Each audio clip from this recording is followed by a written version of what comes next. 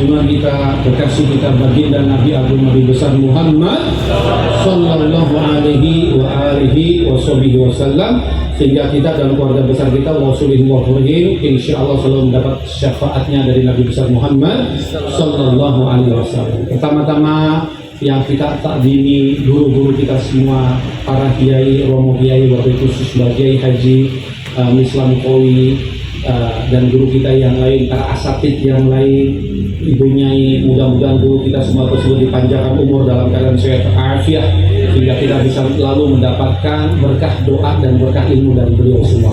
Dan rekan-rekan saya semuanya, yaitu hadirin wal hadirat, mudah-mudahan kita semua selalu dipanjangkan umur dalam keadaan sehat wal afiat, istiqomah wassalam fi dini wa dunya wal akhirah, insyaallah, amin ya rabbal alamin. Yang insyaallah saya sampaikan yaitu satu resep dari satu ayat, dari satu hadis, jadi tidak panjang-panjang. Resep itu apa? Yang kita semua ini cita-citakan. Orang Jawa mudine apa? Kita ini kepingin nggak selamat dunia lan akhirat, benda mulio dunia lan akhirat, kepingin nggak? Bejo dunia lan akhirat, kepingin nggak? Sehingga doanya yang kita ulang-ulang apa? Rabbana atina fid dunya hasanah wa fil waqina mulio selamat bejo dunia lan akhirat. Itu cita-cita kita semua. Siapa yang nggak kepengen? Sawahnya 3 hektar, tiap tahun haji, tiap bulan umroh, sedekahnya setiap bulan 10 juta. Enak nggak kira-kira urip kayak ngono kuwi? Tangi turu, batine 20 yuta. Tangi turu loh. Oh, susah kepengen. Orang tersebut apa? Selamat mulia bejo dunia dan akhirat. Mungkin tidak? Ya pasti mungkin. Dua newanya sudah dinaskan di Quran. Minta selamat dunia, minta selamat akhirat, tidak kena siksa api nerakanya Gusti Allah. Tapi ada yang salah. Ada anak muda waktu itu. Anak muda itu biasa tuh nyoret-nyoret kayak gini tuh. Bikin dalil sendiri, bukan dalil selamat dunia akhirat. Dalilnya apa? Muda foya-foya, tua kaya raya, mati mlebu swarga. Pernah dengar nggak dari itu? Muda foya-foya, kurang dalam sholat, ya, wes dem dan sebagainya. Foya-foya banyak. Tua minta sugih, mati minta mlebu swarga. Saya cuma batin toh, mestinya dibawa ditulis surga di bahaya. Ya mungkin. Mbak Kiai ini pernah kutinilkan kata dengan kalau misalnya apa waktunya macam, saya kasih ingetin aja, nanti saya sudah gitu ya. Mudah-mudahan Mbak Kiai kita, Mbak Kiai Islam panjang umur, sehat walafiat, salam fikih dan dunia walafiat insyaallah ya. Jadi resepnya satu, yaitu ada di kitab suci Al-Quran. Kebetulan saya bawa kitab Nasihatul Diniyah Habib Thalib bin Haddad. Di sini menulis tentang itu, yang resep selamat dunia dan akhirat. Di sini disebutkan yang diambil adalah surat An-Nisa yang 36. Bismillahirrahmanirrahim. Potongannya yang diambil oleh beliau Habib Thalib bin Haddad. Bismillahirrahmanirrahim. Wa'budullaha wa la tusyriku bihi syai'an wa bil walidaini ihsan. Allah Subhanahu wa taala berfirman apa? Dan sembahlah aku Allah, dan jangan aku dipersekutukan dengan apapun, dan berbuat baiklah kepada kedua orang tua. Coba lihat di mak ayatnya. Pertama, Allah memerintahkan kita untuk apa? Menyembah kepada Allah. Kita insya Allah sudah paham bagaimana cara menyembah Allah. Sholat, nyembah Allah. Baca Quran, nyembah Allah. Haji, umroh, sedekah, biru walidain, semua itu ziarah, semuanya nyembah Allah. Sholawatan, zikiran, istighosah, semuanya nyembah kepada Allah. Yang kedua, Allah meminta kita apa? Tidak mau, tidak boleh Allah dipersekutukan dengan apapun. Kita paham. Boleh nggak kita nyembah berhala? Boleh nggak kita nyembah bulan, bintang? Nggak boleh. Paham kita. Yang ketiga, Allah meminta kita untuk berbuat baik kepada kedua orang tua. Nah, yang menjadi istimewa ayat ini, 3 perintah tersebut antara menyembah Allah dan jangan mempersekutukan Allah dengan apapun dan berbuat baik kepada kedua orang tua. 3 perintah tersebut ternyata disambung dengan huruf waw.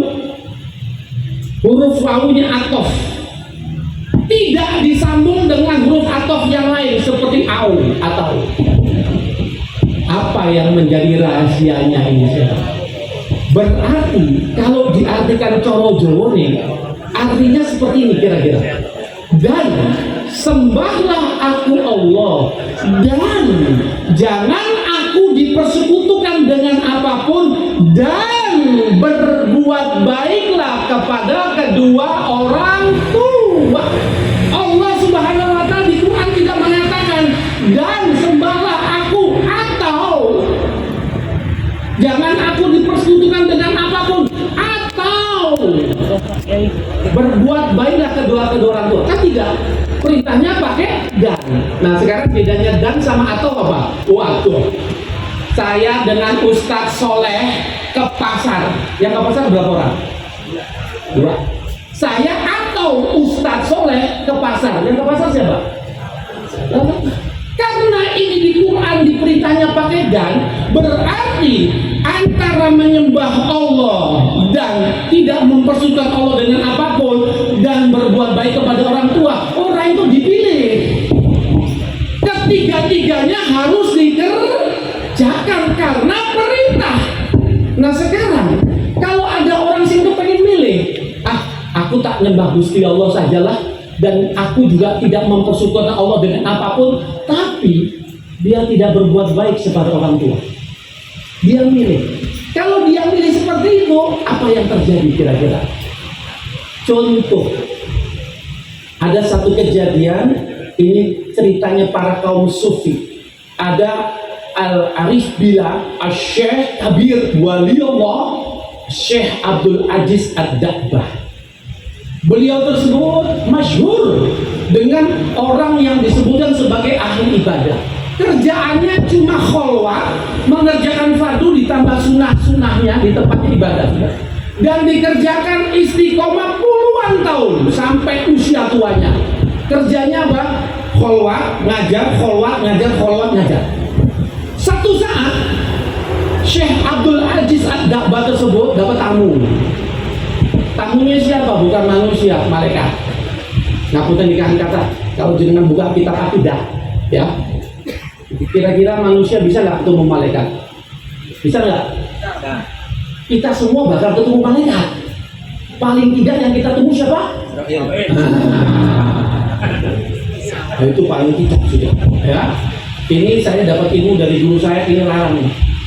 Malaikat Israel kalau ketemu kita ini tergantung, bisa berubah jadi wajah yang menyeramkan sehingga kita itu untuk mengucapkan akhirul kalam la ilaha illallah susah karena takut. Tapi ada orang yang begitu ketemu malaikat Israel, dia dalam keadaan senyum sopan. Kenapa? Karena semasa hidupnya dia selalu mendoakan malaikat Israel dengan selalu mengirimkan Fatihah, dengan selalu menyebutkan, setelah menyebutkan nama malaikat Israel alaihi salam. Nah, jadi perbanyak kita film Fatihah malaikat yang pasti kita temui di sini. Sehingga datang dalam keadaan sopan, berseri, sehingga kita bisa mengucapkan kalimat la ilaha illallah. Mangkana akhiru kalami la ilaha illallah dakhalal jannah. Sokotia ucapan yang terakhirnya la ilaha illallah melebu suar seperti itu. Nah, didatangi oleh malaikat. Malah malaikat tersebut berkata kepada Syekh Abdul Aziz, ya Abdul Aziz, aku ki melas ndoro jenengan. Loh kenapa? Karena saya melihat ibadahmu luar biasa, tapi aku melihat di arsy-Nya Allah, kenapa aku sebagai penghuni neraka? Aneh nggak kira-kira? Ibadah luar biasa, tapi di catatannya Allah sebagai penghuni neraka. Lalu apa kata Syekh Abdul Aziz Ad-Dabbah? Ya malaikat, saya beribadah bukan nyari swarga. Saya beribadah bukan wedi neraka, tapi saya beribadah karena saya hanya menjalankan perintah Allah. Ini jawaban yang luar biasa. Ini jawaban yang istimewa. Kalau seandainya kita ahli ibadah, seandainya lo ya, wes gak pernah lepas wudhu, wes sholat 1 hari khatam Quran, ibadahnya luar biasa. Tiap tahun kita haji, tiap bulan umroh, tiba-tiba malaikat deketi kita, kamu ibadahmu ini gak kanggu, kamu tadi ahli neraka, kendur awak kira-kira. Mendingan moli mosisannya lah. Ono juga. Udah kendur awak kendur. Tapi Syekh Abdul Aziz bilangnya luar biasa. Saya ibadah bukan dari surga. Saya ibadah bukan di neraka. Saya ibadah karena menjalankan perintah Allah. Wa ma khalaqul jinna wal insa illa, dan tidak kuciptakan jin dan manusia kecuali hanya untuk sembah sujud. Perkara sembah sujud saya dapat pahala, terserah Allah. Perkara saya ini dari sembah sujud saya dijauhkan dari neraka, terserah Allah. Karena surga punya Allah, neraka juga punya Allah. Yang penting saya menjalankan perintah Allah. Luar biasa. Sallu ala Nabi. Oh, ini luar biasa. Lalu malaikat gumun. Wah, ini bukan manusia sembarangan. Malaikat itu pulang lagi juga. Beberapa saat balik lagi. Ya Abdul Aziz, saya bawa kabar gembira. Yaitu apa? Saya melihat catatan amalmu yang tadi penduduk neraka jadi penduduk surga. Lalu bagaimana? Abdul Aziz mengatakan, aku ora peduli. Saya ibadah ora boleh swarga, ora wedi neraka. Aku ibadah karena menjalankan perintah Gusti Allah. Istimewa. Malaikat sampai gumun, wah rano manusia nomor loro kayak gini. Lalu Syekh Abdul Aziz dikasih tahu, ya Abdul Aziz, kamu tahu enggak kenapa engkau ini tadi jadi ahli neraka jadi ahli surga? Karena waktu aku jawab, engkau tuh ibadahnya bukan boleh swarga, bukan boleh takut neraka, karena kepingin ibadah menjalankan perintah Gusti Allah. Walaupun orang yang beribadah kepingin boleh swarga boleh. Imam Ghazali Ihya Ulumuddin membagi 3 golongan orang. Orang yang ibadahnya seperti tipe pekerja, yaitu apa? Orang kalau kerja bayarannya gede, surga orang kira-kira. Sama. Kita ini kalau ibadah diiming-imingi dengan pahala gede, surga orang kira-kira. Wih, sholat 2 rakaat fajar, khairum minad dunya hamma wa fiha. Waduh, kelihatan fajar, pahalanya lebih bagus dari dunia dan sisinya uang rezeki. Itu tipe pekerja. Enggak apa-apa, buat semangat. Dulu waktu kita kecil, waktu kita latihan puasa, ayo setengah hari 5.000, ya lah. Tapi jangan saiki. Waduh, saiki jangan saiki 5.000, ya lah. Lalu ada orang yang ibadah, Imam Ghazali mengatakan seperti penjahat. Ini orang didendeni orang ibadah. Ayo, ini orang sholat. Demi rokok ke rumah malaikat digebuki. Peti, ayo sholat. Kenapa? Ini orang diobong. Tidak apa-apa. Tapi yang paling istimewa yaitu orang yang ibadah karena menjalankan perintah Gusti. Nah ini loh Syekh Abdul Aziz. Lalu Syekh Abdul Aziz mengatakan, ya malaikat, saya ini tadi jadi ahli neraka menjadi ahli surga karena jawaban saya ibadah karena menjalankan perintah Allah, sehingga Allah merubah catatan saya menjadi ahli neraka menjadi surga. Lalu Abdul Aziz mengatakan apa? Ya malaikat, lalu apa yang menyebabkan di catatan saya ini ahli neraka walaupun saya ibadah yang seperti ini? Lalu malaikat kasih tahu, pengampunan ya Abdul Aziz, kamu ini ibadah yang begitu banyak, ternyata kamu jadi ahli neraka. Kenapa? Karena sebab ada satu kesalahan yang engkau lakukan, yaitu saat engkau umur 15 tahun sudah balik kan sudah ada malaikatnya kan. Waktu itu engkau di kamarmu baru bangun tidur. Orang baru bangun tidur kan masih leyeh-leyeh, ya enggak? Baru bangun tidur. Tiba-tiba engkau dengar suara ibumu menuju kamarmu. Ibumu ini apa? Memerintahkan engkau untuk membantu ibumu beli sesuatu di pasar. Tapi engkau malas. Begitu malas mau disuruh ibumu, engkau jadi pura-pura tidur kembali. Karena engkau pura-pura tidur, ibumu melihat, oh anakku sedang tidur, sehingga ibunya tidak jadi memerintah anaknya pergi ke pasar sendiri.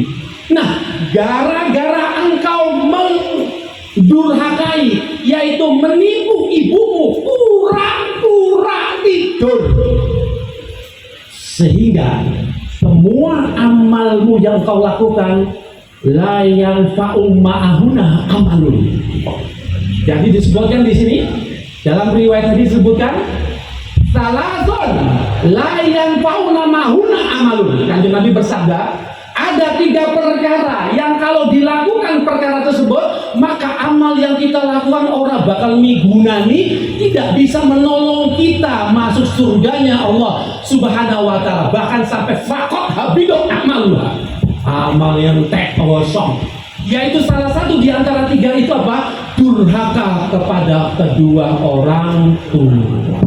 Sehingga karena Syekh Abdul Aziz tersebut dulu pernah durhaka dengan membohongi orang tuanya, pura-pura tidur, sehingga sholatnya nggak berguna, sehingga bacaan Qurannya nggak berguna, sehingga semua amal solehnya tidak dapat menolong Syekh Abdul Aziz dapat masuk surganya Allah Subhanahu wa ta'ala. Lalu bagaimana dengan kita? Kalau seandainya ada orang beribadah wa'budullah, sholat fardu 5 waktu, bahkan ditambah sunah-sunahnya, qobliyah, ba'diyah, bahkan sholat mutlaknya, katakan kerjakan 1 hari 1000 rakaat.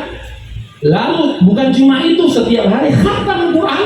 Lalu setelah itu dia sedekah puluhan juta, setiap tahun haji, setiap bulan umroh, dia ahli tauhid. Begitu pulang ke rumahnya dipanggil ibunya, le sini le, oh aku kesel bu, nyentak uang tua, memaki orang tuanya.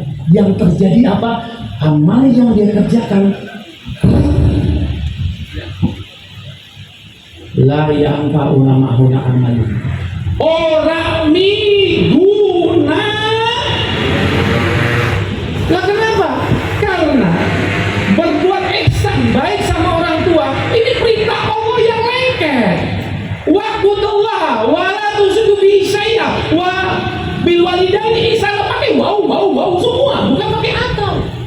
Jadi kalau kita ini ibadah yang begitu banyak, tapi di rumah ucapan kita nyelekit sama orang tua, prei sudah. Itu yang pertama. Yang kedua, kalau kita tidak berbuat baik ihsan kepada orang tua, maka disebutkan kullu dzunubi yu'akhirullahu minha ma yasha'u ila yaumil qiyamah. Di awal hadis tersebut Kanjeng Nabi bersabda, setiap saben-saben dosa besok akan dihisab, disiksa oleh Allah Subhanahu wa ta'ala yaumil qiyamah, besok kiamat. Uang nyolong, uang korupsi, zina dan sebagainya nanti di kiamat disiksa sudah. Tapi Kanjeng Nabi mengatakan illa, ada mustasnanya, ada perkecualiannya. Illa uququl walidaini, kecuali dosa durhaka maring wong tua. Fa innallaha, maka sejatinya Gusti Allah yu'ajjilu fil hayati qoblal mamat. Dosa kepada orang tua itu apa? Orang usah nunggu di akhirat, akan dicicil siksanya di dunia sebelum di akhirat dicicil. Sehingga aku ketika katanya, saya ini sering dapat tamu orang kaya bangkrut total. Tanya Pak Mandi, ini zikirnya apa supaya bisa kaya kembali? Saya batin, kalau saya punya tak baca dulu. Ngopo bocor ya, pek dhewe wae ya. Ternyata setelah diselidiki, ternyata Pak wani sama orang tuanya. Ternyata dia sama orang tuanya tidak mesra. Ya, jadi Kanjeng Nabi mengatakan seluruh dosa nanti hari kiamat. Tapi kalau wani sama orang tua, yu'ajjiluhu, disegerakan fil hayati qoblal mamat.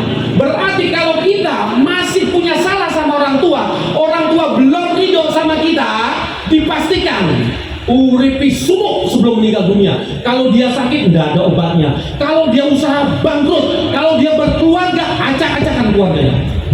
Kenapa? Karena berani sama orang tua. Ini bukan kata saya, nas. Lalu yang berikutnya kalau kita hubungannya tidak baik sama orang tua, Kanjeng Nabi mengatakan baru abaukum tabarukum abnaukum, yaitu apa? berbaktilah kamu kepada orang tua kamu, nanti anakmu juga berbakti. Berarti artinya sebalik. Kalau sekarang kita wani sama orang tua, besok anak kita wani kepada wala.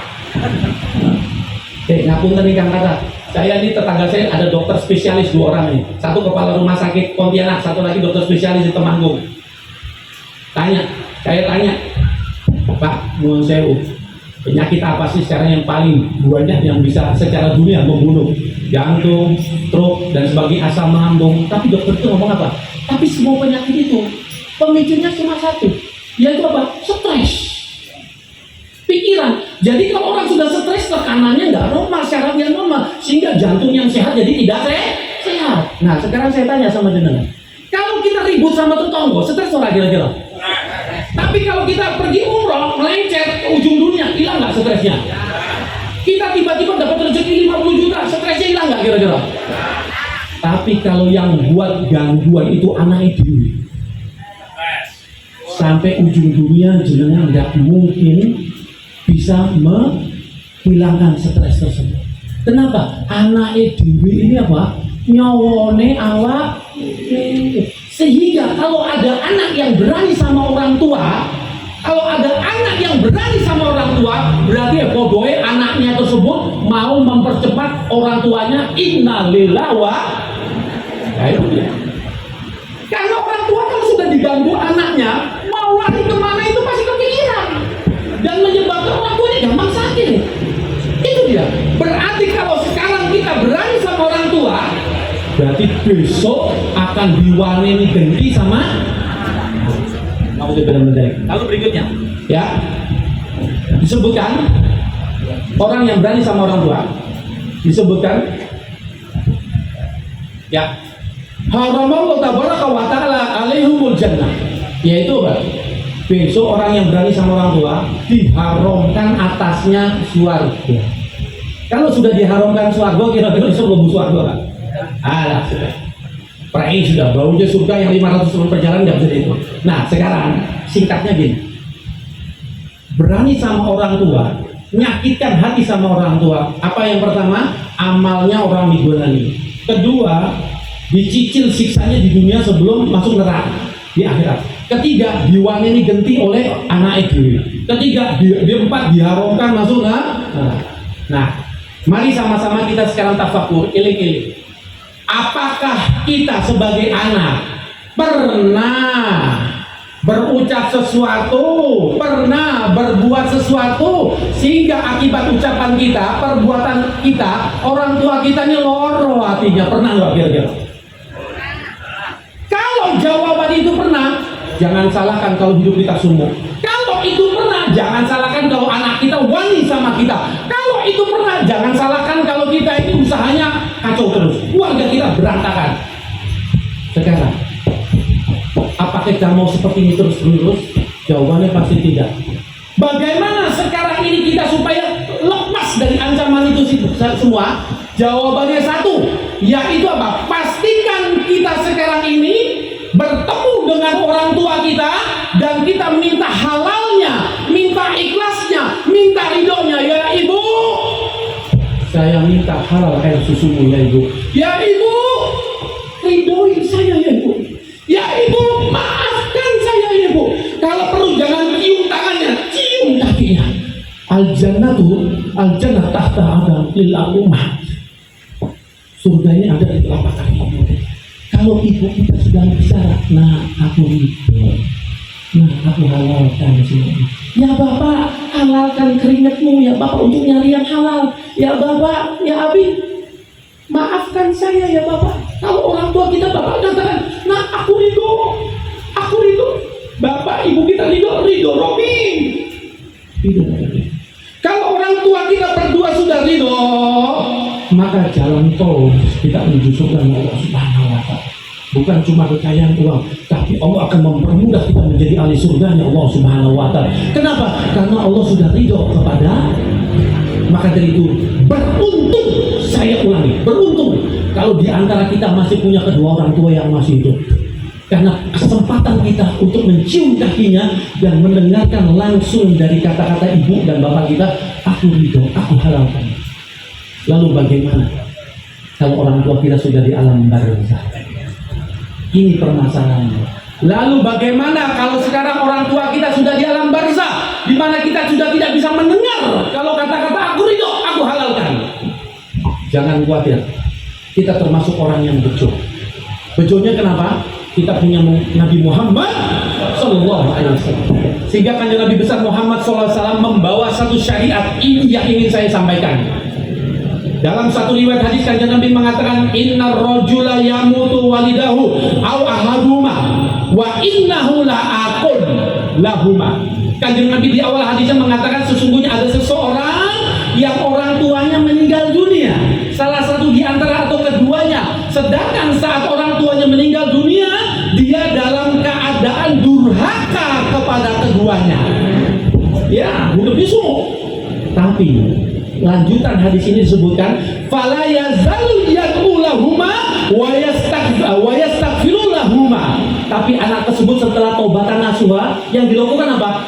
Anak tersebut mendoakan orang tuanya terus menerus, memintakan ampun atas dosa orang tuanya terus menerus, tidak berhenti.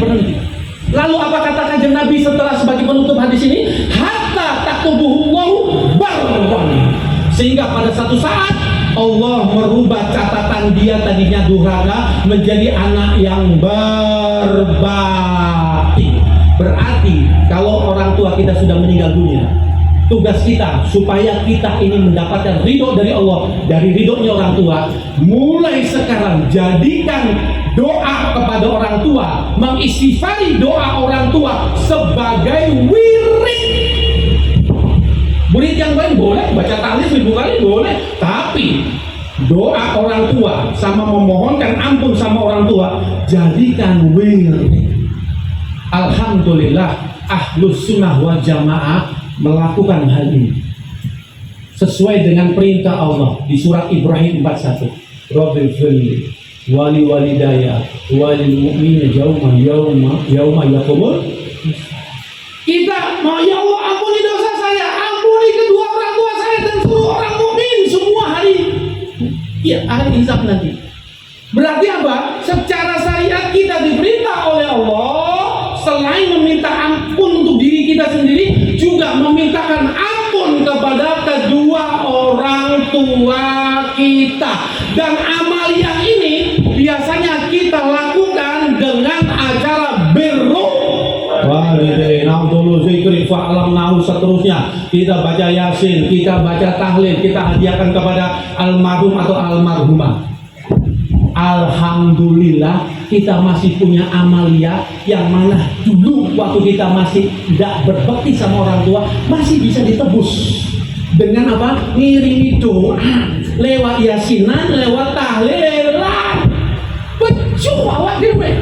Berarti acara yasinan dan tahlilan ini bukan acara sembarangan. Ini adalah acara yang merubah nasib kita yang tadi durhaka menjadi anak yang berbakti kepada kedua orang tua.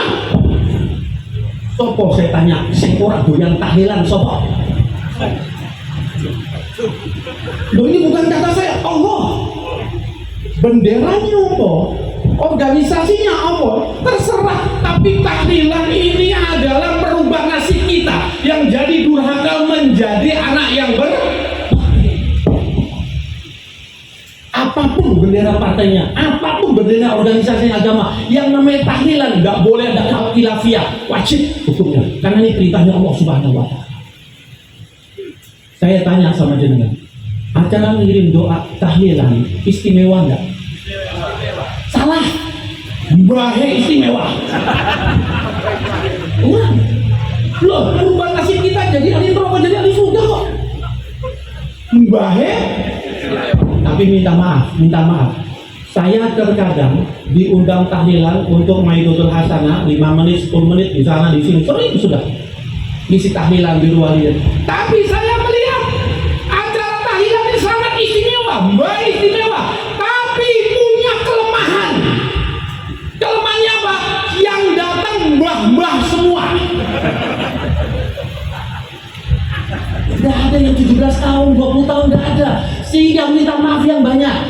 Kalian kalau punya anak jadi dokter, jadi insinyur, jangan bangga dulu. Anak kita sekarang umur 20 tahun sarjana, itu suruh nggak hafal doa tahlilan, nggak hafal juga.